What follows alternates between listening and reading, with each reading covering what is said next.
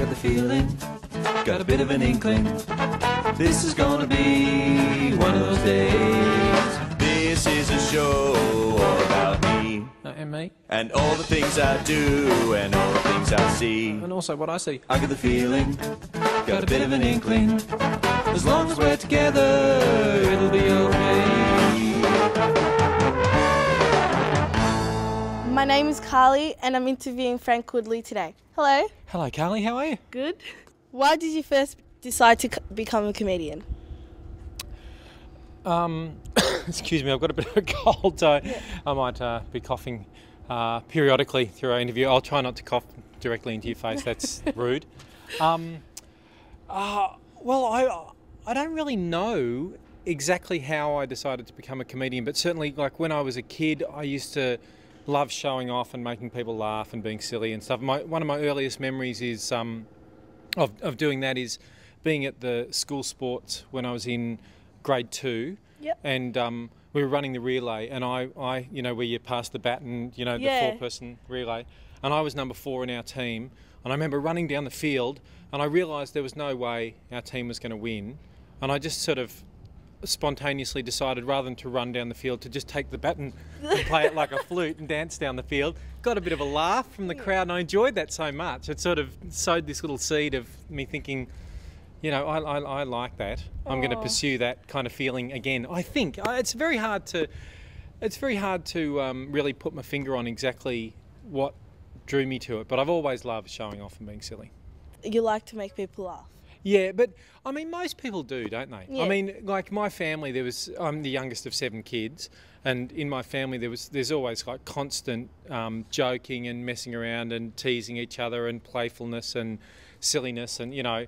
So, in fact, another really dear memory I've got, my dad passed away about 25 years ago, but one of my sort of sweetest memories of him is this: we had a little pool table at my place, and of him laughing so much while we were playing pool that he had to take his glasses off and, like, you know, wipe the tears out of his eyes. Yep.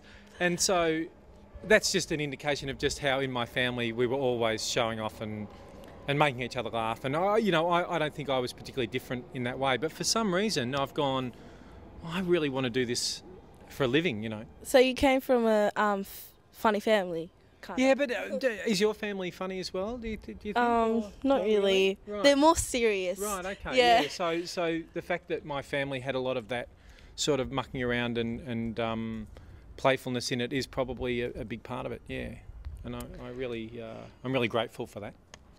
Where did you find the gigs, and like how did you find them?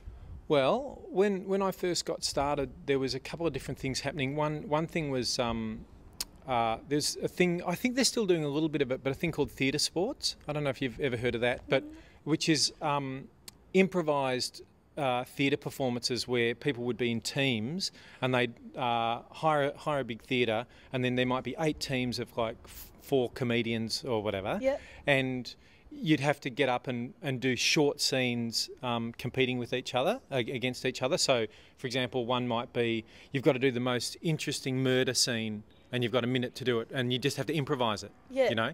And I did a lot of that early on, and that was a great sort of, almost like a school of getting up in front of audiences. You've got a minute, you've got to try to make them laugh, but it's not like you've got to put on a whole 1-hour show or anything like that. So there's not all that pressure, but there's just, you've got a minute to muck around. Sometimes you'd have a success and get some big laughs. Other times, you know, you'd die horribly. But by doing a fair bit of that, I learnt a lot. And then also there was just quite a few pubs around Melbourne that were doing comedy when I started, which was in the late 80s, so about 20 years ago now, so I've been doing it for a long time. And so you could get up and do a 20-minute trial spot. There was like a pub called the Prince Patrick Hotel, or another club called the Last Laugh, and there's a few around Melbourne that sort of spring up from time to time. Probably more people these days probably try to organise to do something during the comedy festival, which is the biggest. I've always wanted to go there. There's like hundreds of different comedy shows go on during the comedy festival, and so I really recommend anybody who's interested in comedy, either as an audience or a performer, should participate in the comedy festival and get a feel for what's happening. And That is really great. How do you come up like with the words and expressions that make people laugh? Well, how do I do it? I think probably it's sort of trial and error, like by just trying to come up with as many. Like I've heard one person describe creativity as like quality through quantity.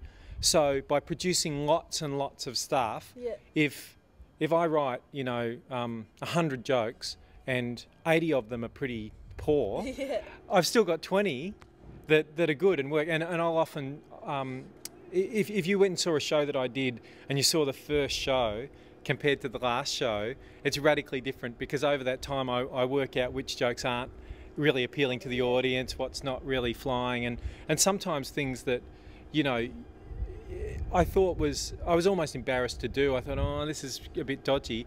Just the audience go wild, it's quite unpredictable. Yeah. But then, of course, you go, okay, I'll keep doing that, but the other things that don't work so much drop away. And so over time, you get this illusion of being more and more skilled at what you're doing. You know what I mean? Yeah. Whereas it's really just that you're wheedling out the embarrassing things that nobody ever needs to see ever again. That makes sense? Yeah, it does. Yeah. Do you make yourself laugh at all?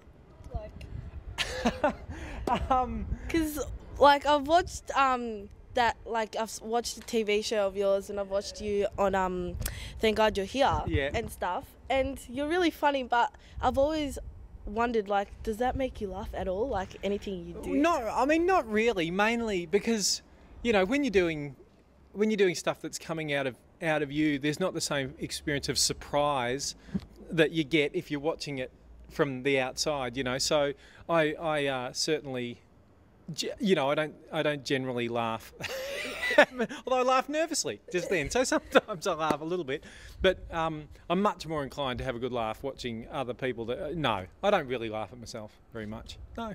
Well, I think you're funny. Well, thank you, Kalie. Well, I think you're quite funny too. Oh, thanks.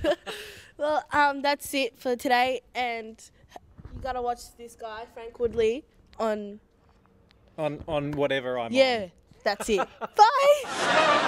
I got the feeling, got a bit of an inkling, this is gonna be one of those days. This is a show all about me. And me. And all the things I do and all the things I see. And also what I see. I got the feeling, got a bit of an inkling.